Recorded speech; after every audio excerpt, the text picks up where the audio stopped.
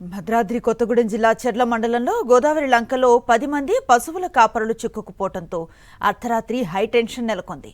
పశువులను మేపేందుకు లంకలోకి వెళ్లిన వారిని అకస్మాత్తుగా గోదావరి వరద నీరు చుట్టుముట్టింది. ఏం చేయాలో తెలియక దిక్కుతోచని స్థితిలో కుటుంబ సభ్యులకు సమాచారం అందించారు. కుటుంబ సభ్యులు వెంటనే చెర్ల పోలీసులకు సమాచారం ఇవ్వడంతో సిఐ రాజు వర్మ తన సిబ్బందితో కొత్తపల్లి గ్రామస్తులతో కలిసి రెస్క్యూ ఆపరేషన్ను చేపట్టారు. టార్చ్ లైట్ వెలుతురులో తేగడ నుంచి వీరాపురం వరకు గాలింపు చర్యలను చేపట్టారు. అనంతరం వారిని సురక్షితంగా బయటకు తీసుకొచ్చారు. సాహసోపేతంగా పోలీసులు చేసిన పనిపై ప్రశంసలు వెల్లువెత్తుతున్నాయి. భద్రాద్రి కొత్తగూడెం జిల్లా చెర్ల మండలంలో గోదావరి లంకలో 10 మంది పశువుల కాపరులు చిక్కుకుపోవడంతో అర్ధరాత్రి హైటెన్షన్ నెలకొంది. పశువులను మేపేందుకు లంకలోకి వెళ్లిన వారిని అకస్మాత్తుగా గోదావరి వరద నీరు చుట్టుముట్టింది. ఏం చేయాలో తెలియక దిక్కుతోచని స్థితిలో కుటుంబ సభ్యులకు సమాచారం అందించారు.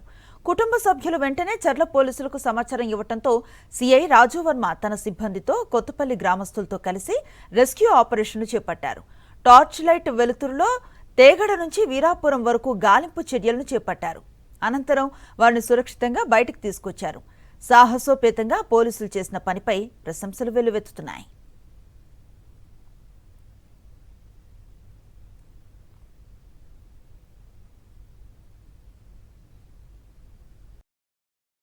మరిన్ని అప్డేట్స్ కోసం ఛానల్ను సబ్స్క్రైబ్ చేయండి. నోటిఫికేషన్స్ కోసం బెల్ ఐకాన్ పై క్లిక్ చేయండి.